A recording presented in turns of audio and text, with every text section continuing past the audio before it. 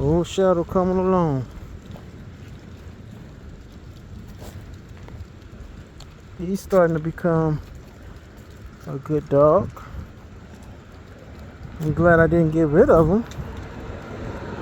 But it's been some good things taking place. No more pulling in the park. Walking side by side now.